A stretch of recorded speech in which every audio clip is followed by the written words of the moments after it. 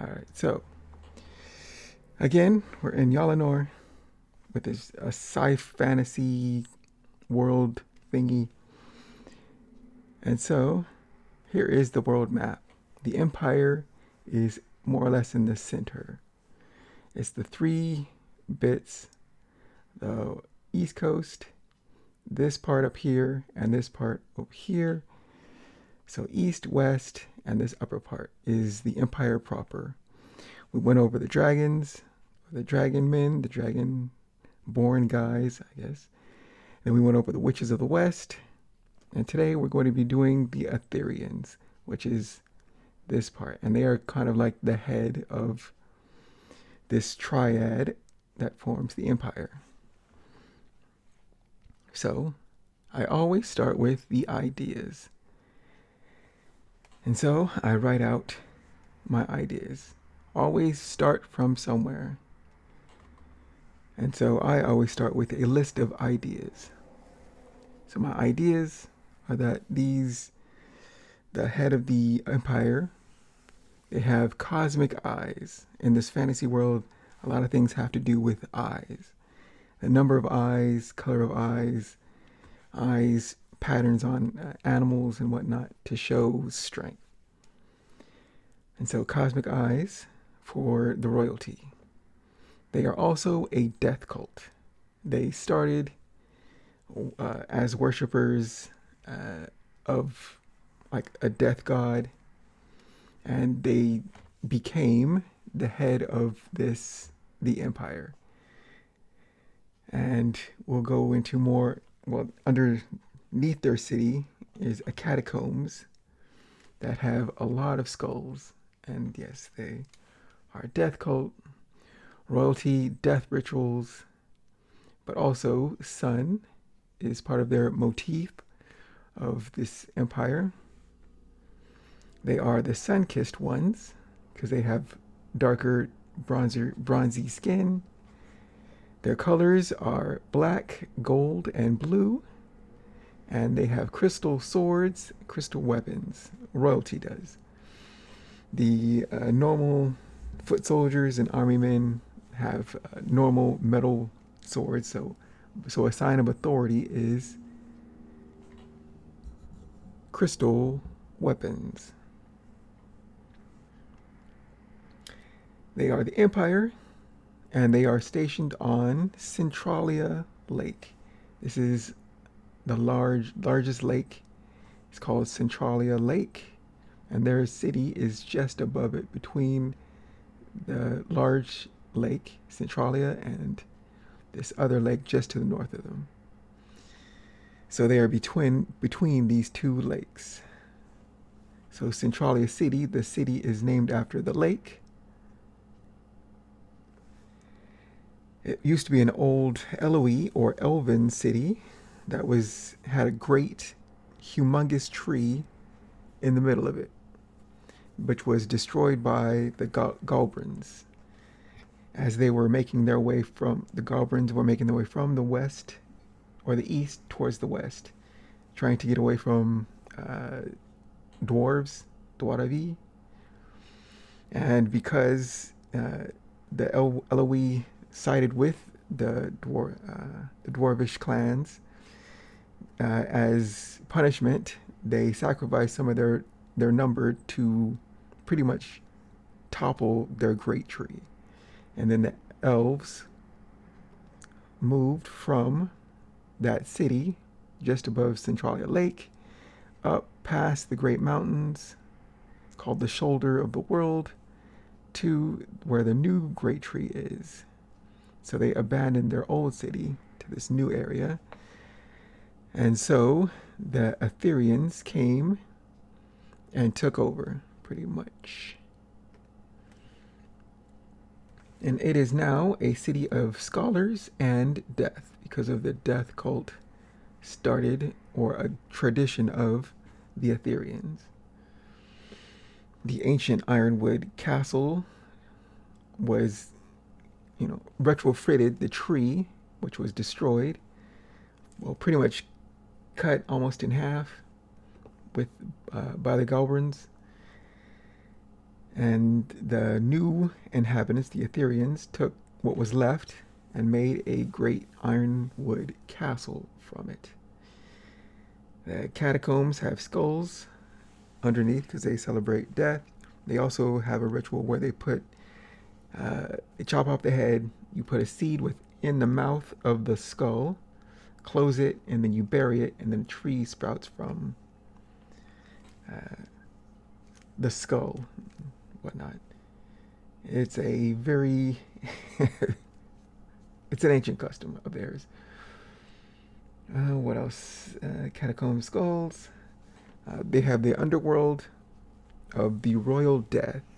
They have a ritual where new kings and queens must go through the underworld, which is underneath the city, below the catacombs, to an area that is very dark and very treacherous, and then they must survive there for a little bit and then come back up into the world. And if they survive that, they then are called fit to rule after that.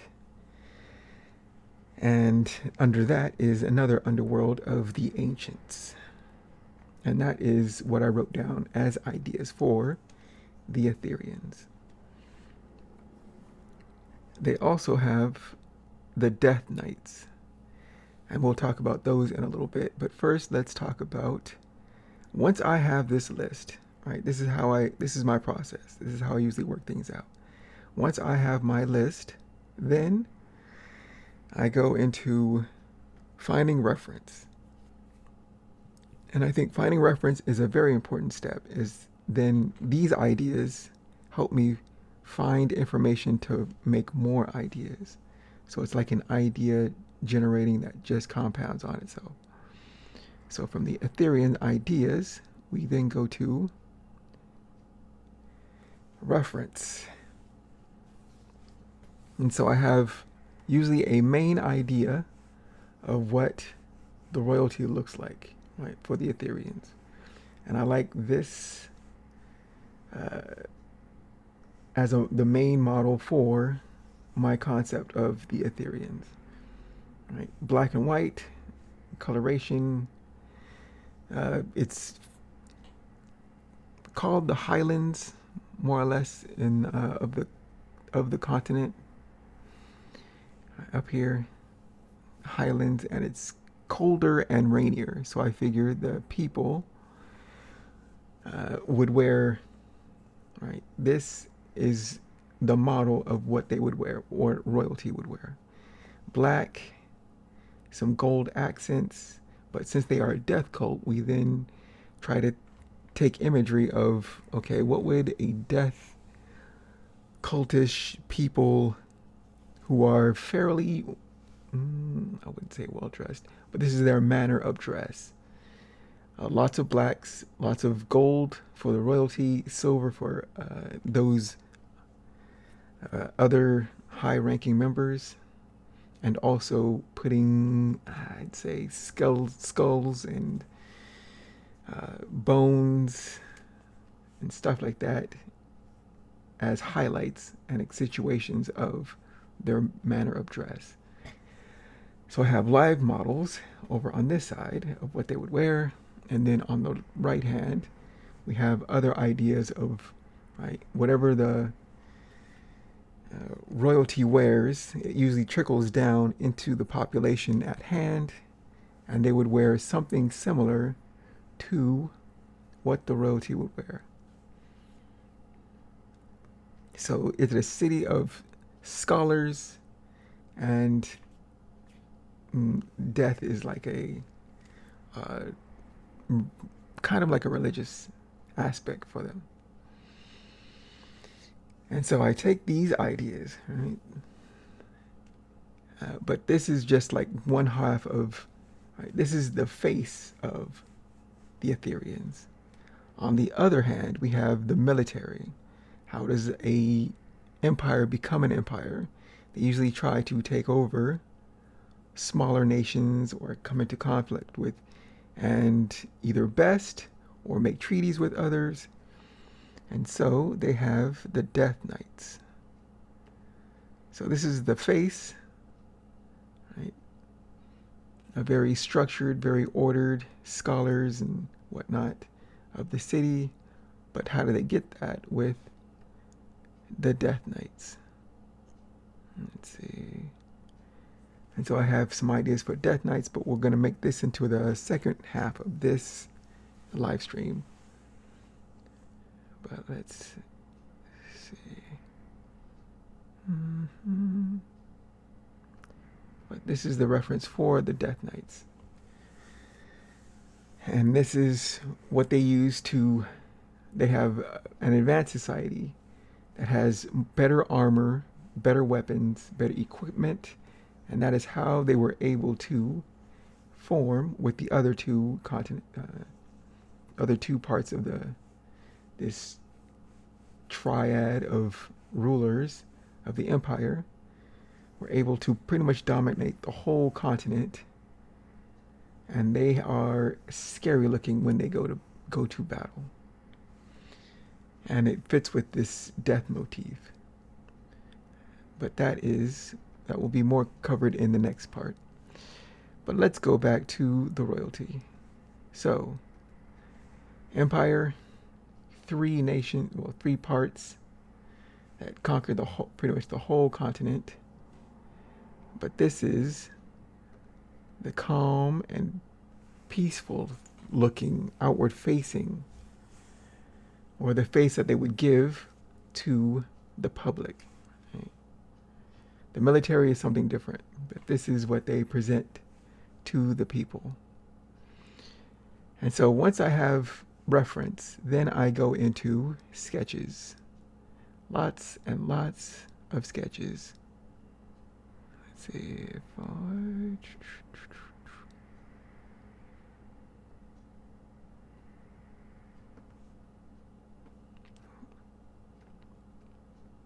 let's get to that in a moment. Okay.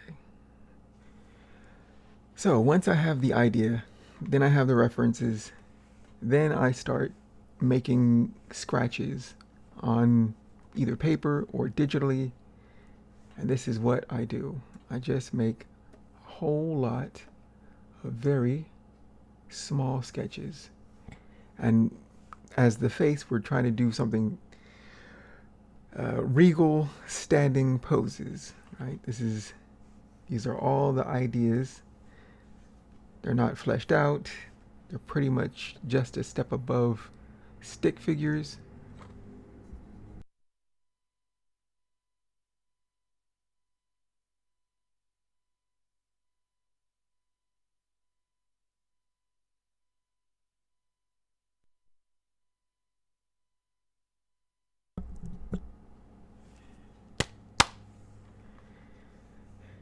Just a step above stick figures, just to get the ideas out of what a royal pose could look like. And so I liked this one right here. As a royal standing pose, I thought this would be the best one to demonstrate that. So sometimes I have to go through a whole lot of gesture sketches to figure out if there's something that I want. And I could select a few of these. Some aren't quite right, need to be adjusted, but overall, you're just going for ideas. Get your ideas down, out of your head, and onto paper. But I like this one.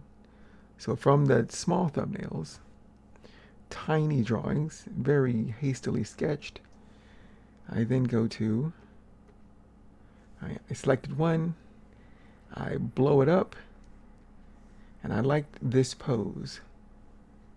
But if this is a sword, right? If this is going to be the sword, and this is in his right hand, does he draw it from this hand, or does he draw it from his left side into his right hand? So then I flipped it, right? And now this is the left hand, has the sword. For his free right hand to take it, he can draw the sword out with his right hand. And I faded it back, and then I draw on top of that. Right? So it's just a doodle sketch, and then I draw on top of that. Oh, I faded back, draw on top, and this is what I came up with. And I like that, and I'd like some more accents with, since it's a death motif, can we put more skeletons and bones into, right, the idea of their costuming. But first I go through some head drawings just to get those out. I don't need anything new really polished. You're just exploring here, as we're just exploring the sketches and the refinements. We can just keep refining and refining over time. And so I liked this head, so I took that. Well, I liked this one first. I think I drew this one first. Drew another one, and then because I liked these, when in the process of doing these, I found these images.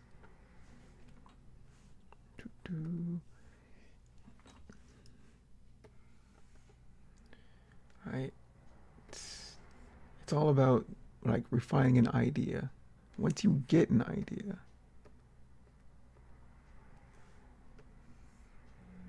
it usually needs to be refined. And I just keep, going back and forth between ideas, finding reference for it. Sometimes you'll find something new and interesting and unique that can, you can take further and explore more. It depends on if you have a short turnaround, a long turnaround. Are you playing a long game with these ideas? Do you need to get something done quickly? It all depends. Also on mood sometimes. But these are these seem to me perfect for the idea of this royalty of Therians. And so I had one I liked the best, and I blew it up, fade it back, and then draw on top. And that's what we're seeing right now. This is the draw over, right? This is it. And then I draw on top. And I can do 20 of these things, and none of them will be right. And then I'll make a collage of them and take bits and pieces of things. Sometimes, you go through lots of iterations. Sometimes you get it on the first, but usually that's not usually my style. And then I took the head, scaled those down, and I put one on top, and this is the concept for the Aetherians.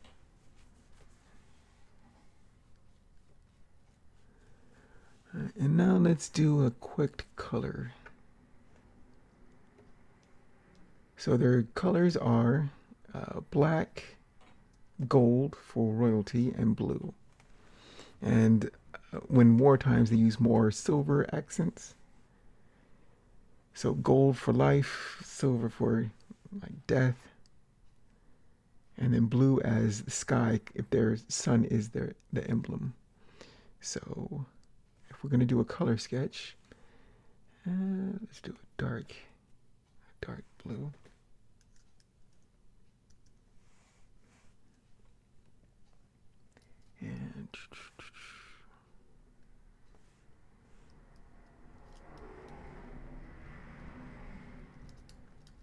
And so, like, let's make it a little darker. And of course, it doesn't have to be. Whoa. Let's put that underneath. Yeah, that would be smart.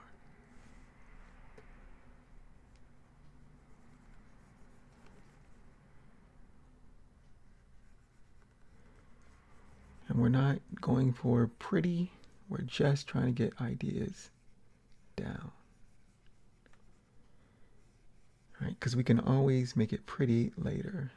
At first, we just want to get our ideas out and onto paper. Let's make this a little transparent. Clean this up a bit. Erase.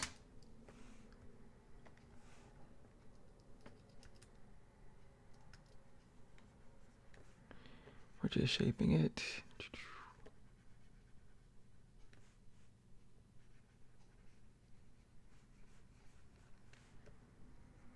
And this is how I usually work. This is pretty much my my process. Okay, so it's kind of shaped up a little bit. Opacity up, then go to a blue. I want some blue highlights. So in last week's we did the witches who have red as their main accent. No, that's the eraser. Here we go. B for the paint. Let's see. I want a darker blue. Yes, I do. Let's call it a royal blue. So the inside of the coat, cape thing, is blue. And then also around the neck,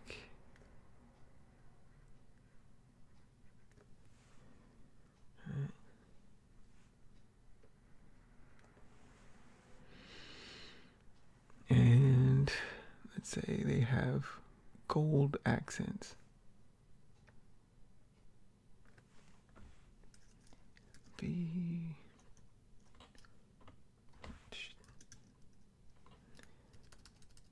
And I thought of, well, however we can put in the skeleton or skull motif, I can do that. So to like give the impression of rib cage,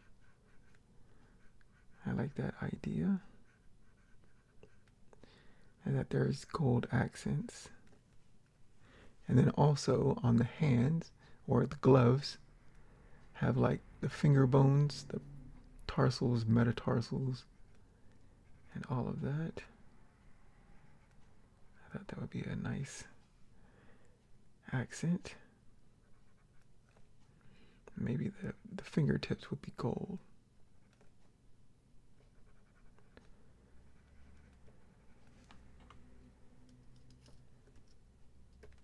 So again, we're just getting ideas out. They don't have to be well polished or even well thought out. We're just getting ideas. Let's make that a little darker for some shadow areas.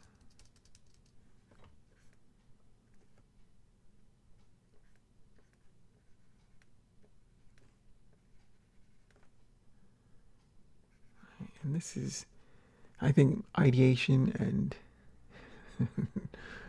ideas are some of the most fun that one can have, especially in the beginning when you have no idea what a thing could be.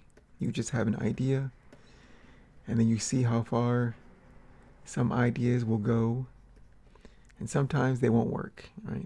That's just the nature of the game. It's not, right? You just then start again. Just try another one. Try another one. If that doesn't work, try another one. Do I want the boots darker? I think also maybe the boots will have some gold accents at the foot part. I liked in the reference, if I can find it, that this has the white and black, right? I like that. That's nice. So if you had the white part, and then the gold at the, and maybe even we can do some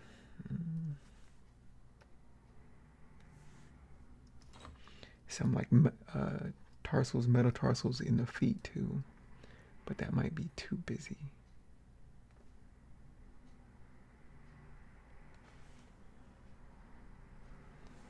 Maybe this could also be white.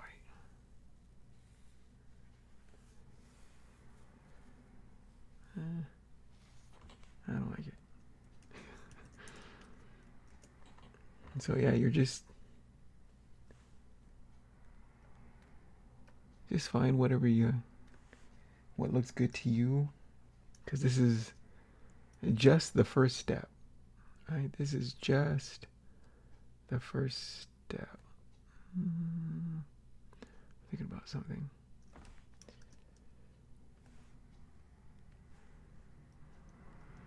If I can get my, okay, there you go. Maybe a gold and a gold.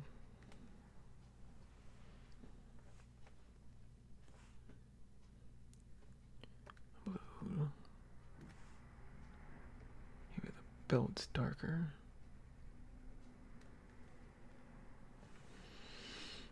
And yeah, let's eyedropper. Touch that part. Maybe gold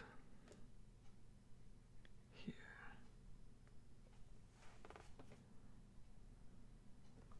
And let's say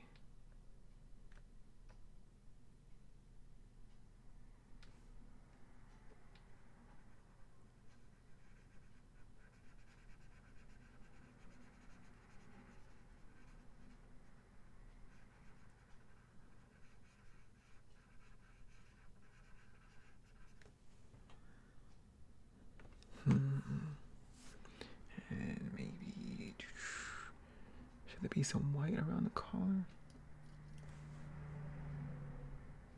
Maybe. Sometimes I just try things to see if it works. And sometimes it doesn't. Sometimes it does. So the white, the blue, the gold.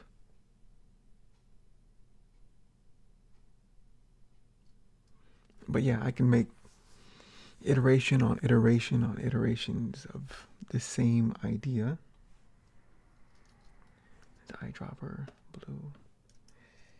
Go back to the paintbrush.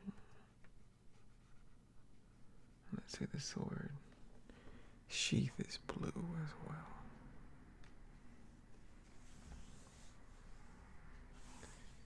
And maybe the handle is white.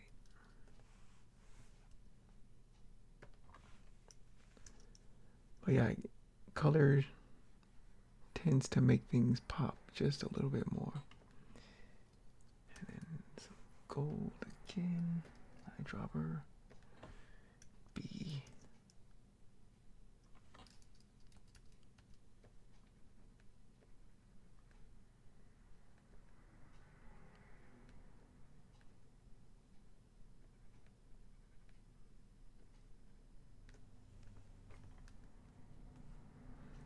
So yeah, this would be like the first pass in my process of what I think the Ethereans would look like. So again, the whole process from start to finish usually looks like I have an idea, right? And from that idea, I make a list. And then in that list, I just, everything that you can think of, right? Sometimes ideas lead to other ideas, and you'll scratch some ideas and put in new ideas, but you just got to get something out of your head onto paper. And usually that starts for me with a list of who the people are, where they live, and then, we'll start from there. From that, hit the internet, and then I go into finding references. Usually I try to keep my reference gathering to about three to start, and you'll have usually a main idea, a main concept, and then other ideas that can, wrap into the whole main idea. So this guy is the main idea, and then other things that go in that sphere. Right? And also their garments of loyalty. This is the main idea, but then other ideas around that idea. And then once I have some reference, then we start the drawing process. And usually I start with, where are you? We start with little tiny sketches. These are just gesture drawings. Badly done, very fast. Just get your ideas, again, just get the ideas out.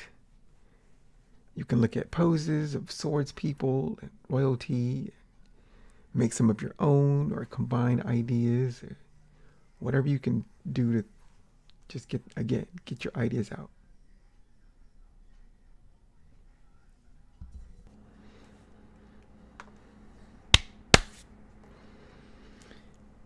And then once you have some ideas that you can then move on with, like I selected this one,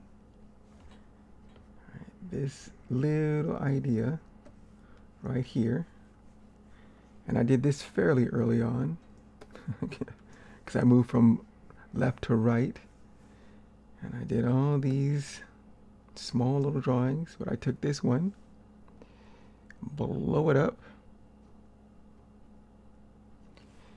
Didn't like this arm or the idea of a sword drawing arm, and so I flipped it, faded it back, drew on top, and this was the first initial idea.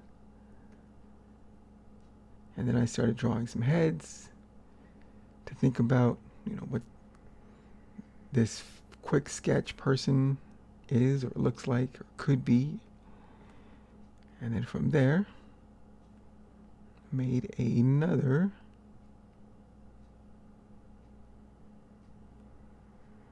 Right. More ideas are added.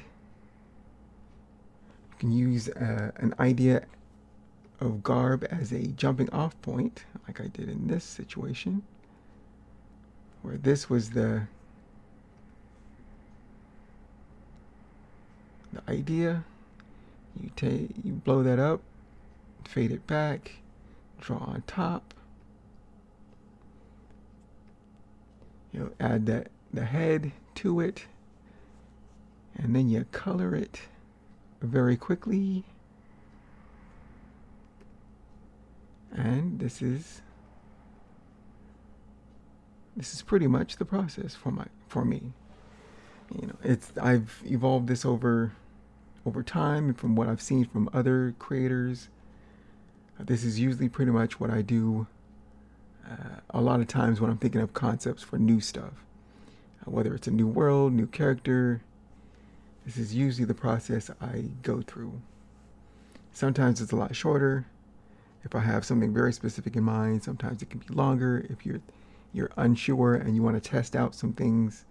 Like you can do an A/B test of character designs. Like, I like this, but then let's try it a different way. And then, compare which do you like better, or you can fuse the two into a singular being, or one idea can split off into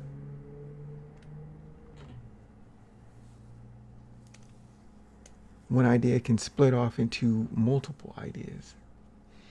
But you just never know. So this is part of the ideation process. And that was the Ethereans of Yalanor. Live stream test number 3. Live stream test number 4 will be the Death Knights of the Ethereans. And so I'll see you with that. So I have been Trey Hodges. You can find my work at treyhodges.com. Power to all the creators, and I will see you in next live stream test with the Death Knights. Take care and keep shining. Bye.